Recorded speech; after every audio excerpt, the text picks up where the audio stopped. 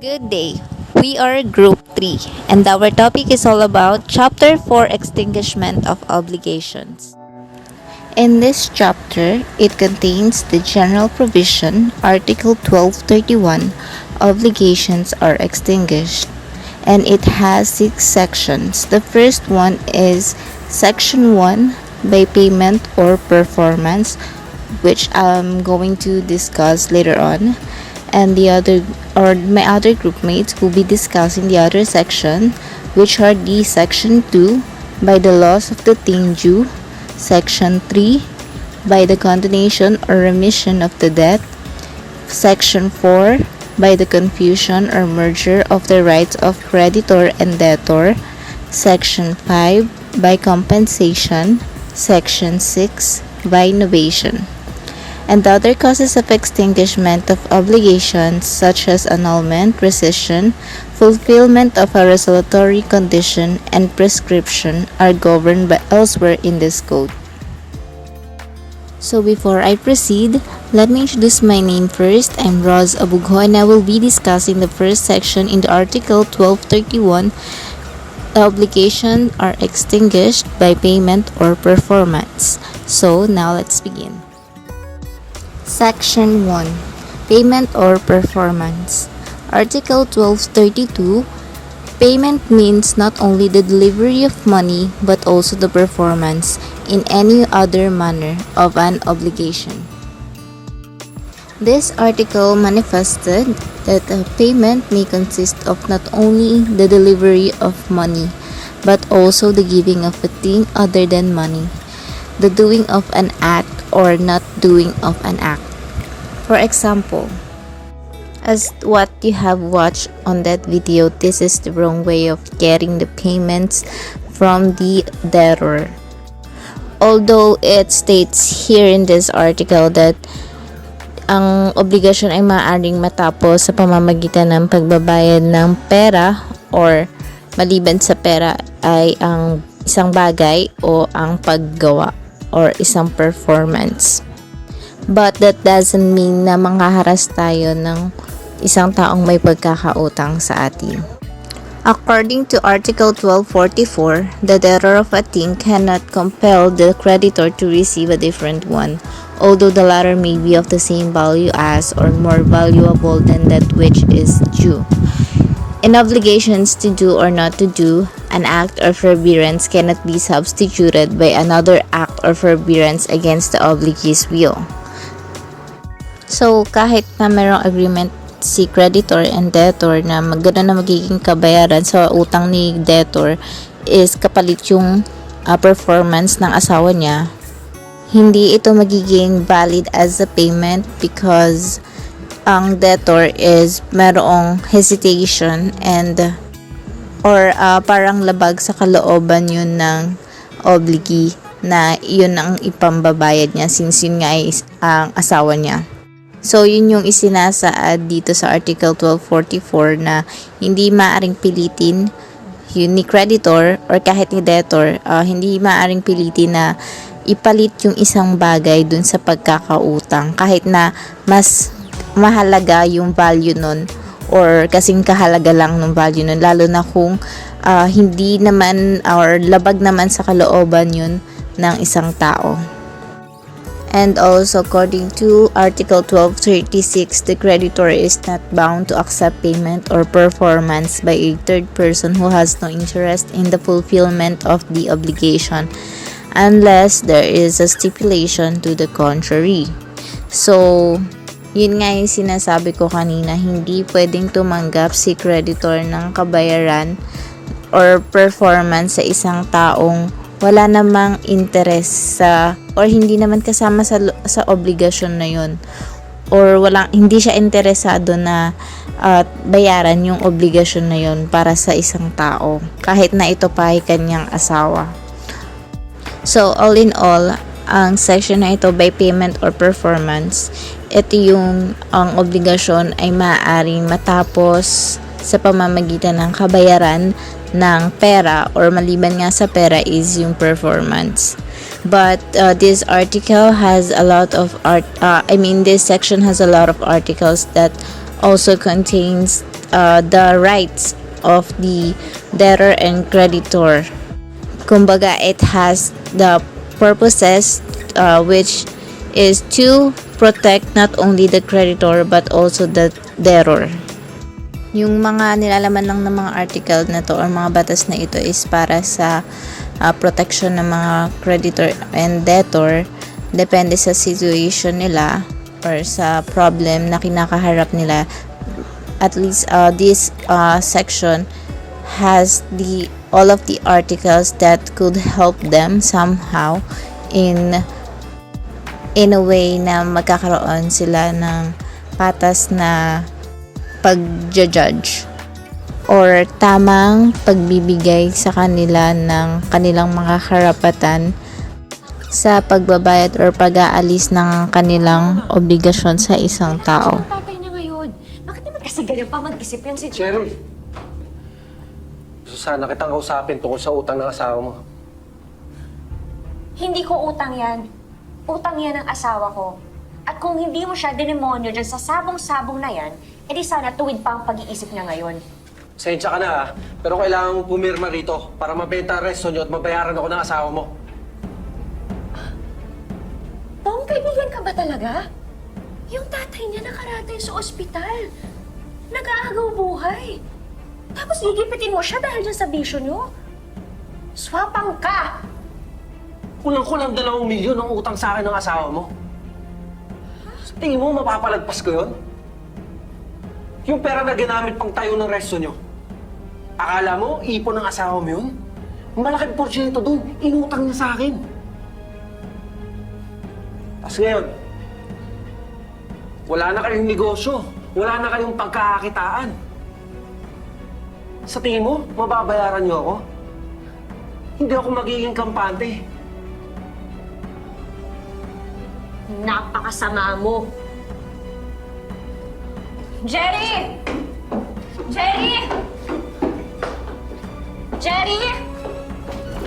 Jerry! Saan ang asawa ko? Ayun, bango-bango mo. Kailangan ko may gusto sa'yo, Cyril eh. Bigyan mo naman ako. Ha? Alam mo ba, malaking utang ng asawa mo sa akin? Sa lahat ng yan. Pwede kong makalimutan.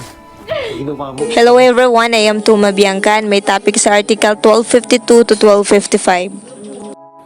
Subsection 1, Application of Payment. Article 1252. Para magkaroon ng application of payment, dapat mayroon kang 2 o higit pang utang sa iisang creditor at ang application of payment can be made only on debts that are due. Application of payment, ito yung may pambayad ka sa utang mo kaso hindi siya sapat na kabayaran sa lahat ng utang mo. Kaya ikaw na may utang, auditor, ay gagawa ka ng designation kung saang utang ibabayad ang pera mo. Pero kung hindi ka gagawa ng designation, si creditor ang gagawa kung saan. Pero dapat may permiso mo ito kasi kung wala, magiging invalid ang in-apply ni creditor. 1253. Sabi sa article na ito, sa pagbabayad ng utang, kailangan ng unang babayaran ay ang interest bago ang principal. Hindi pwedeng sasabihin ni debtor na ang principal muna ang una niyang babayaran dahil posibleng hindi papayag si creditor unless i-require niya ang rights nito at pareho silang nagkasundo sa agreement na ito. Next, Article 1254. Ayon naman sa Article 1254, kung walang application of payment made by creditor or debtor, ang nakuhang kabayaran ay ilalaan sa may malaking interest. Next, Subsection 2, Payment by Cession, Article 1255. Kung sa Article 1252, para magkaroon ng application of payment, dapat mayroon kang 2 o higit pang utang sa isang creditor. Dito naman sa 1255, dapat mayroong 2 o higit pang creditor. Payment by cession, ito yung proseso kung saan lahat ng properties ni debtor ay ita-transfer kay creditor para may kita din ito. At yung kita na galing sa properties ni debtor ay yun yung ibabayad sa utang ni debtor. At kung bayad na lahat ng utang ni debtor, pwede nang ibalik ni creditor ang mga properties ni debtor. At kung hindi naman sapat na pambayad, ay liable pa rin si debtor na magbayad sa utang niya kay creditor. Nako, Mare. May nakarating sa akin balita. Nagkasagutan daw kayo ni Sharon. Kaya mo na yun, Mari. Eh, yun na nga. May kumakalat na chismis na nanggigipit ka daw at nanghaharas. Mari, mali ba ako? Mali ba yung naniningil ako? Iintangan ako eh. Mari, kaya nga rin ako pumunta dito eh. Kasi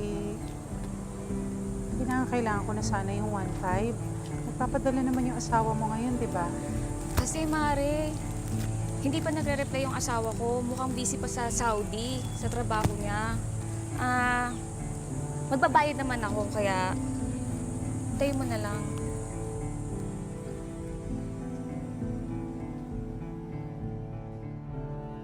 Social ka na talaga, Ma'am Ethel. Big time, ha? Nakakapagpariban ka na ngayon. Siyempre, beauty pa din tayo. Nagpadala kasi si Mister, kaya ayan, naggastosan ng sarili, di ba?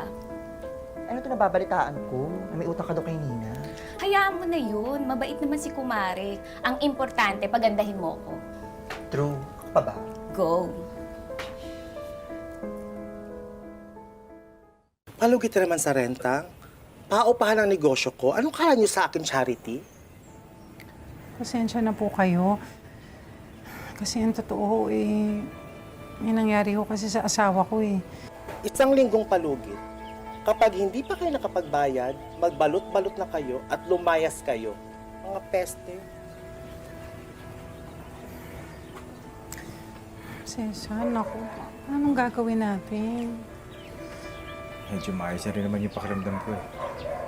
Pwede na ako magtinda ulit. Eh kung mangutang na lang kaya muna ako pang puhunan para din sa live selling ko. Ma, ikaw pa yung mangungutang? Ikaw ta nga itong maraming sisingilin? Si Ninang Ethel, nakita ko kahapon, nagpapariband. Ang dami po niyang pera, siya na lang po kayo singilin niyo. Sigurado ka? Opo, ma. Hoy, Ethel! Ganda ng buhok mo ah. Mukhang ginastosan. Ay, hindi. Ganyan na talaga yung pagminsan. Nagigising na lang ako, maayos na. Kahit nakita ka ng anak ko na nagpapariband. Ano yun? Nagmamanman na kayo ngayon? Nagtitik-tik na kayo ngayon? Ha? Wow, ha? Tama nga ang chismis. Maliit na halaga ng utang sa'yo, pakiramdam mo, may kapangyarihan ka na. Pa, pakibaba naman yung paa mo sa lupa. Ang yabang mo eh. Ang laki ng pinagbago niyan. Dumami lang kita. Akala mo sindera na. Kala mo kung sino ka? Hampas lupa ka din naman. Oo, hampas lupa. Pero hindi gaya nyo, nangungutang para panluho. Tender payment is the act on the part of the debtor of offering to the creditor a thing or amount due. But consignation is the act of depositing amount due. We're hearing in proper court with the creditor, 'cause I'm yours. If we could be like that, if we could be like that.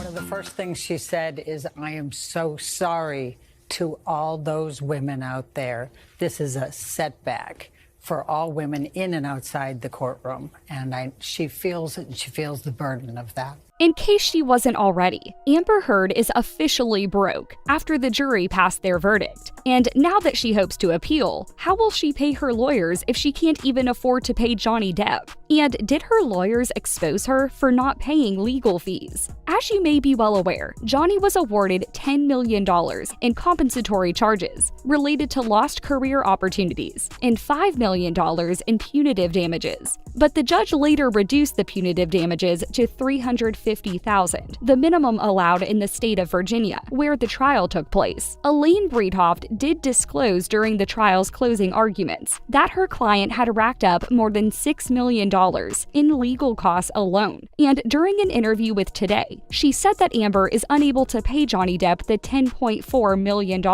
she owes him because she is apparently poor as a result of the high legal bills associated with the dramatic defamation case. When asked if her client had the ability to pay the assigned amount, she literally said, "No, absolutely not." Is she able to pay a $10.4 million judgment? Oh no, absolutely not. Well, most people started asking how Amber could afford to pay her lawyers if she couldn't even afford to pay Johnny, especially if she chooses to appeal. One person wrote, "Amber Heard can't afford to pay Depp." Her lawyer moaned, "If this is true, how will she pay her legal fees? Hope her lawyers are alright with Amber Heard pledging to pay her bill." They did, after all, suggest her charity donation pledge was same as pay. In fact, a lot of people were wondering why Elaine was fighting at all. Like one who wrote, "Can someone explain to me how Amber Heard's lawyer is fighting harder for her now than she did in court? Like, they're really going in on how she can't afford to pay Depp. She's going to file a retrial, do all this stuff. Ma'am, you sucked the first time. Why do it again?" According to some, Elaine was on a media spree to get some cash because Amber obviously can't pay her. Some people also took the opportunity to let followers know that Amber had to switch legal counsel and started relying on her homeowner's insurance coverage to cover the expense of her current attorneys. According to insiders, the Travelers companies paid the majority of her attorney's costs under the provisions of Amber's insurance policy, so she didn't have to directly pay her lawyers. However, fans still said that Amber probably promised her lawyers a percentage of the win, but now she has nothing to give them. One Twitter user noted, "Amber wants to appeal. She can't pay JD the money, hasn't donated her divorce settlement, and her lawyers will be lucky. How is she going to fund the appeal if she has no money? Were her lawyers working for a percentage of the win?" Followers also said that Elaine's press tour was definitely meant to gaslight the public, and a body language expert shared the same sentiments, saying, And I would borderline describe this as gaslighting because she's trying to sell this narrative that Johnny Depp is the one who caused the public and the jury to not believe Amber.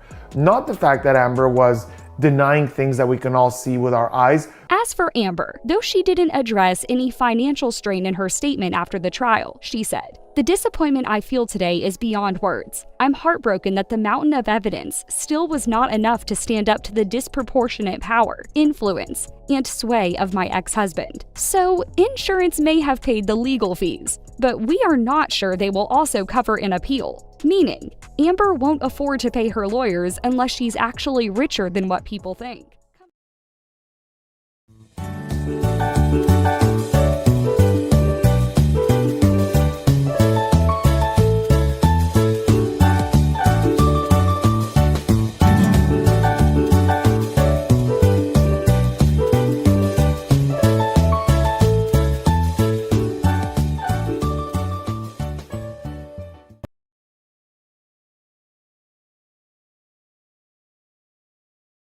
Good morning everyone. My name is Honey May and I'm going to discuss about the condonation or remission of debt. Section 3, Article 1270, Condonation or remission of debt. Condonation or remission is essentially gratuitous and requires the acceptance by the obligor. It may be made expressly or impliedly. One and the other kind should be subject to the rules which govern in officious donations.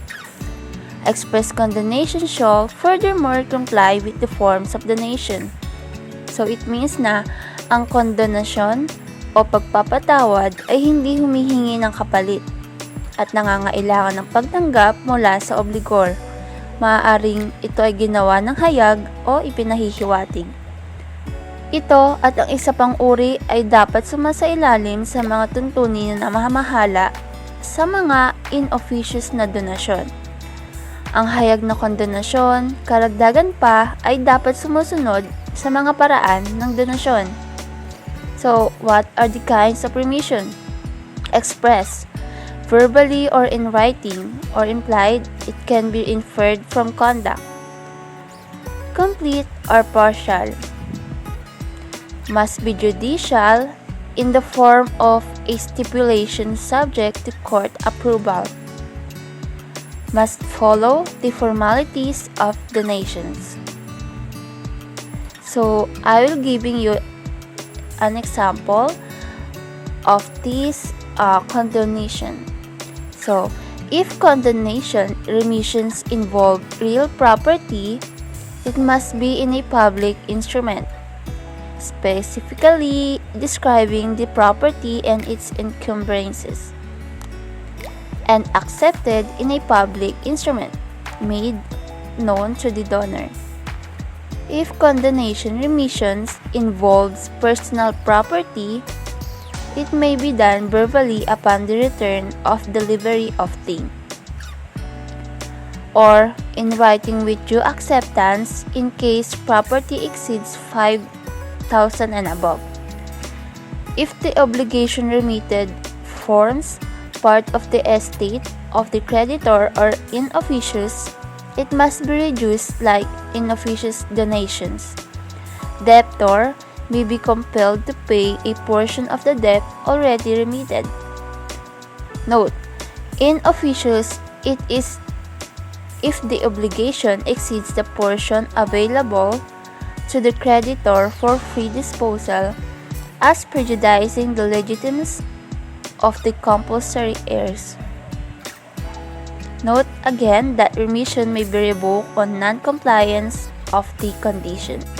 So the next one, Article 1271, the delivery of a private document evidencing a credit made voluntarily by the creditor to the debtor, implies the renunciation of the action which the former had against the latter.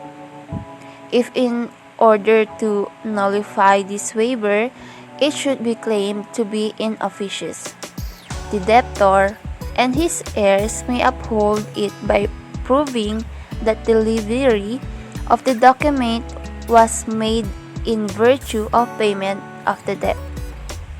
So, in Tagalog, ang paghahatid ng isang pribadong documents na nagpapatunay ng isang credibility at kusang ginawa ng pinagkakautangan sa may utang ay nagpapahiwatig lamang ng pagtalikod niya sa aksyon, o sa madaling salita, tinatanggap niya na kahit wag na bayaran nung may utang.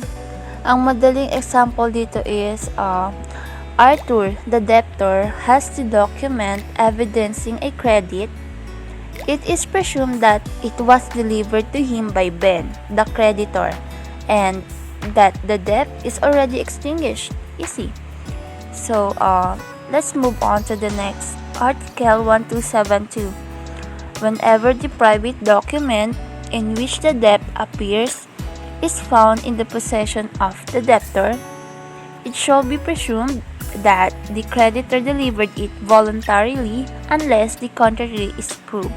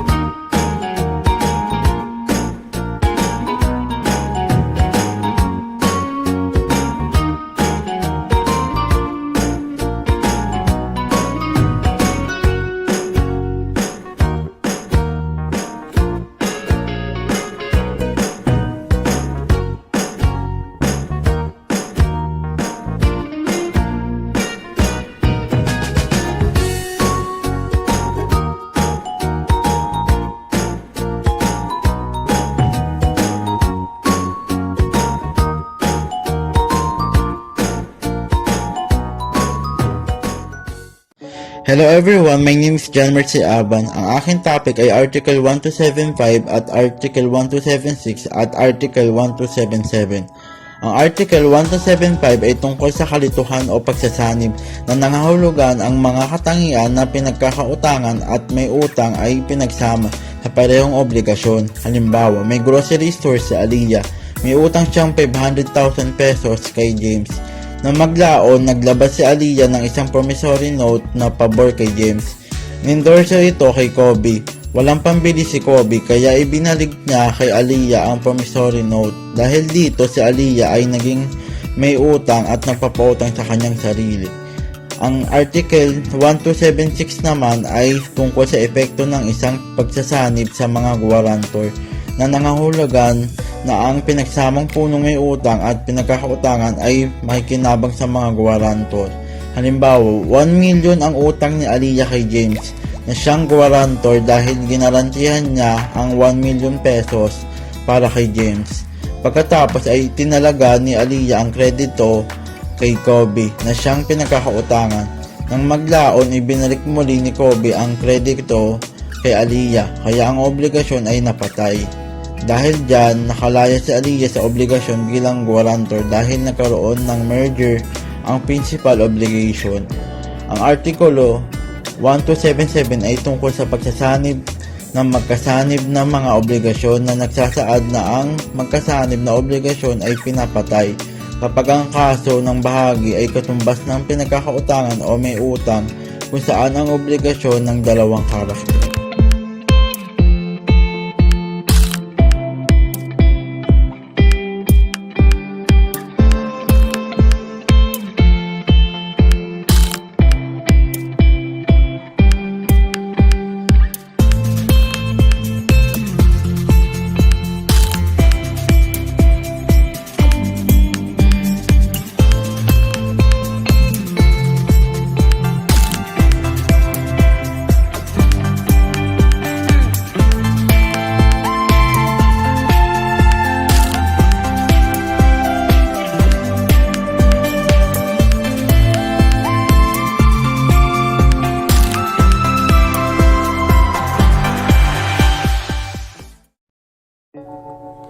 Good day guys, I'm Geraldine Tapia. Ang topic na aking ire-report ay compensation.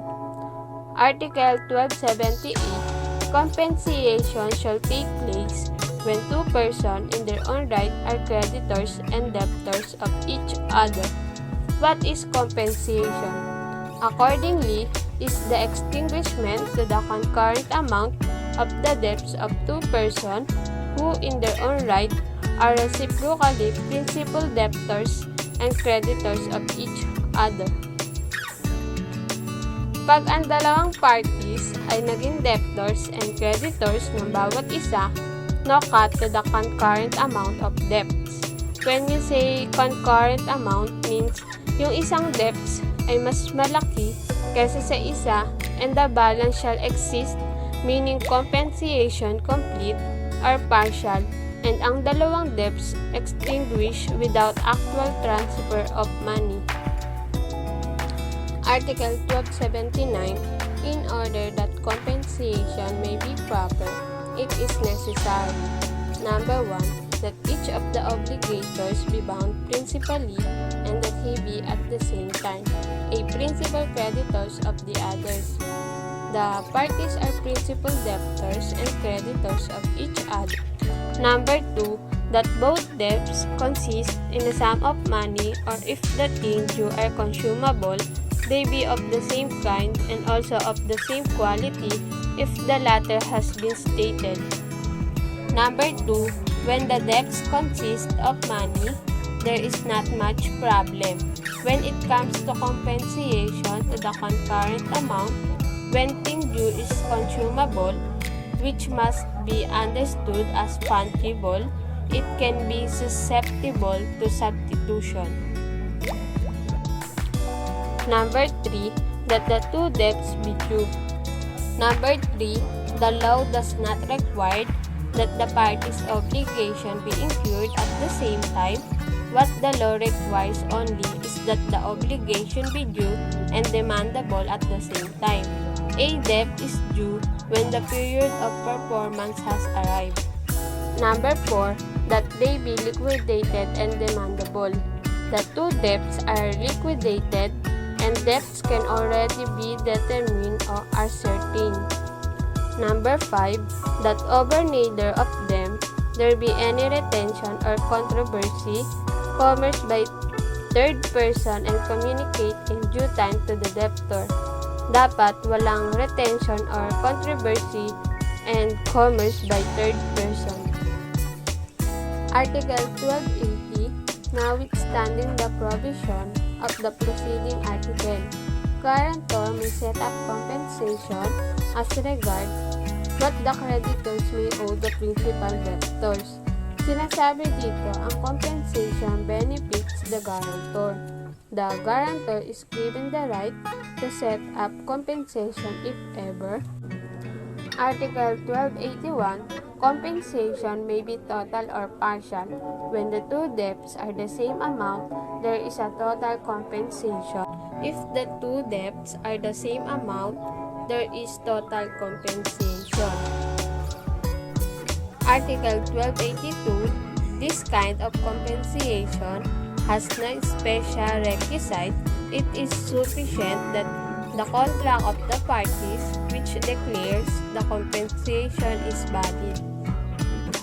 Article 1283, if one of the parties to a suit over an obligation has a claim for damages against the other, the former may set it up by proving his right to sell damages and the amount thereof.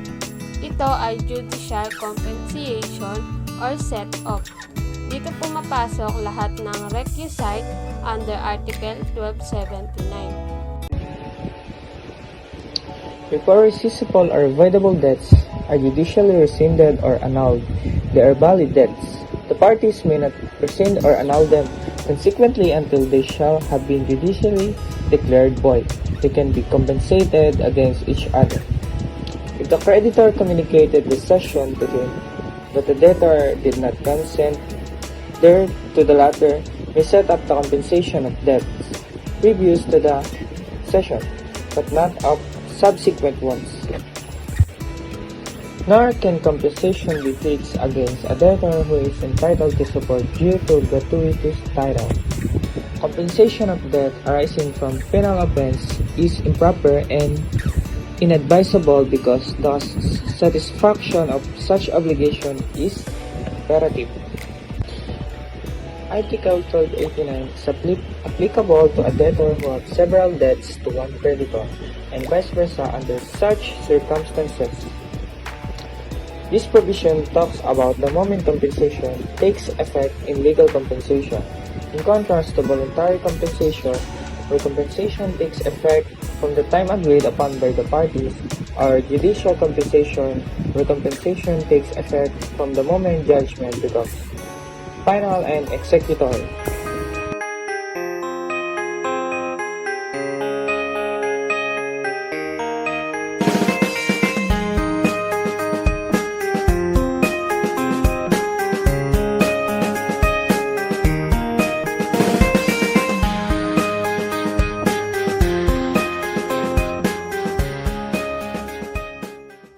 Hello everyone, my name is Cindy Ramirez. My topic is Section 6 Novation. Novation is the total or partial extinction of an obligation through the creation of a new one which substitute it. Sa madaling salita, ang novation ay ang pagkakaroon ng total or partial extinction or extinguishment or cancellation of the obligation sa pamamagitan ng pagkakreate ng bagong obligation. So, paano nga ba nagkakaroon ng total or partial extinction?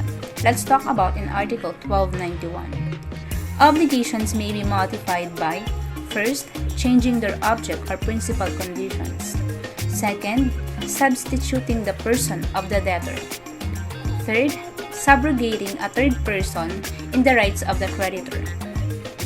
Article 1292. In order that an obligation may be extinguished by another which substitute the same, it is imperative that it be so declared in unequivocal terms, or that the old and the new obligations be on every point incompatible with each other. Ayon dito, magkakaroon ng extinguishment ng obligation sa pamamagitan ng pagpapalit or pagsasubstitute ng bagong obligation. Kailangan ay i-declare ito ng napakaliwanag na paraan. So, paano nga ba na magsasubstitute ng new debtor in a place of the original one? Let's talk about 1293. Novation, which consists in substituting a new debtor in a place of the original one, may be made even without the knowledge or against the will of the debtor, but not without the consent of the creditor. Ayon dito, yung pagpapalit ng debtor hindi kinakailangan ipagpaalam sa debtor. Mapapalitan natin ang debtor kahit ayaw niya, pero hindi natin mapapalitan ang debtor kung ayaw ng creditor. Minsan, yung creditor mismo ang naghahanap ng bagong debtor.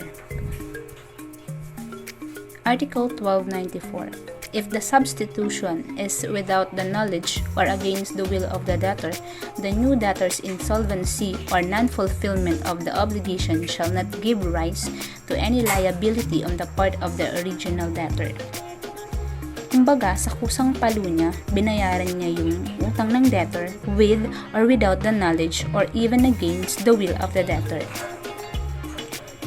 Article 1295. The insolvency of the new debtor was been proposed by the original debtor and accepted by the creditor shall not revive the action of the later against the original obligor, except when said insolvency was already existing of the public knowledge or known to the debtor when the delegated his debt. Yung insolvency ng new debtor ay hindi nangangahulugan na maibabalik muli sa old debtor yung utang maliban na lang kung nag-e-exist or known to the debtor when he delegated his debt. Ibig sabihin, alam naman ni debtor na wala naman talagang pambayad si new debtor and pre-propose niya, and if the case, marirevive pa yung action sa kanya. Ibig sabihin,